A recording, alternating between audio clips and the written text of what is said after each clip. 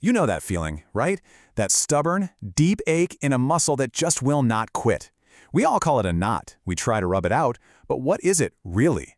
Well, today, we're going to play detective and dive into the science behind one of the most common and honestly most misunderstood causes of muscle pain out there. Think about it for a second. You have that super tender spot in your shoulder, but when you press on it, a jolt of pain shoots up your neck. Or maybe there's a knot deep in your glute that somehow makes your entire lower back ache.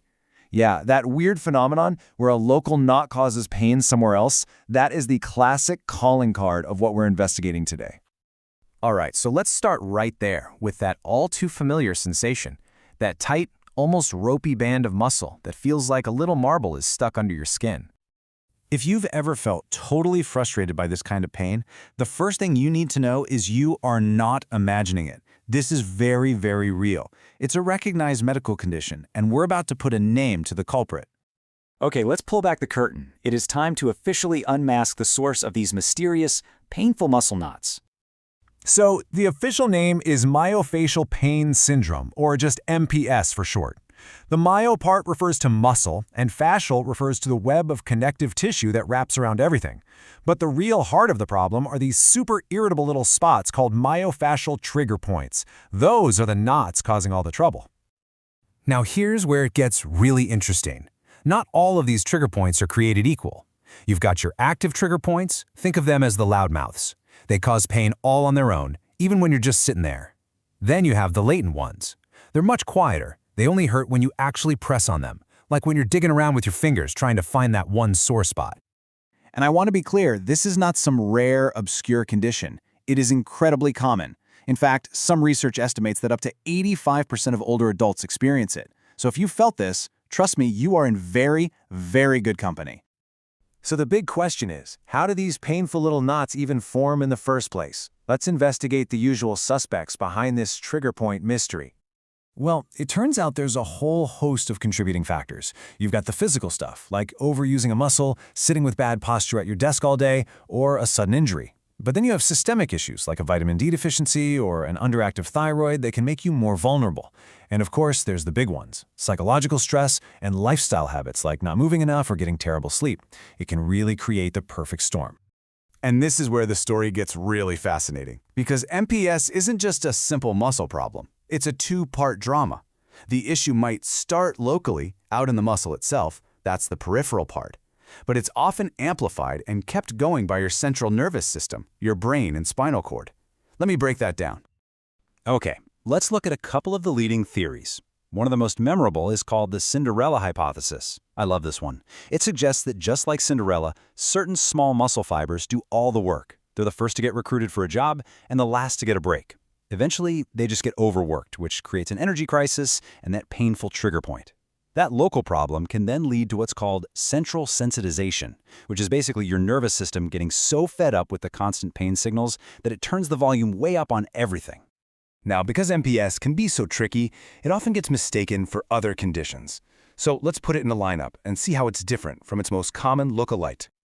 The biggest case of mistaken identity is with fibromyalgia, but there are some really clear differences.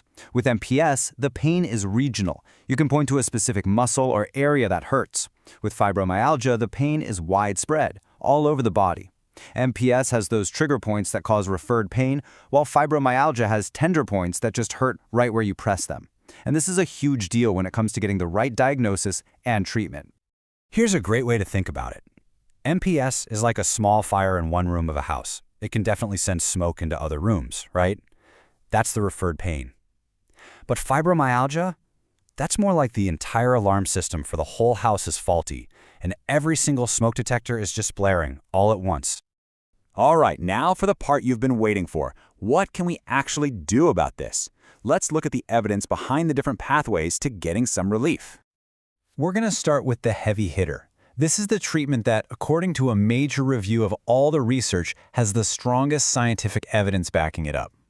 And the winner is local anesthetic injections. Yep, things like lidocaine injected right into that trigger point. Study after study has shown that this can provide significant, at least short-term, pain relief. Okay, next up is a whole category of treatments that definitely show promise. They seem to work better than doing nothing or getting a placebo. But the jury's still out on whether they're consistently better than other active treatments. And you're going to see a lot of familiar names in this group. Things like dry needling, acupuncture, different therapies like ultrasound and laser, and of course hands-on manual therapy. They all fall into this some evidence category. They can be really effective for a lot of people, but we just need a bit more research to know for sure. And finally, we have the therapies where, based on the current science, the evidence just isn't quite strong enough to make a solid recommendation one way or the other. Now, this list might actually surprise you. A lot of common go-tos like NSAIDs, ibuprofen, are on here. Same with muscle relaxants, TENS units, and even kinesiotape. Now, this doesn't mean they never work for anyone.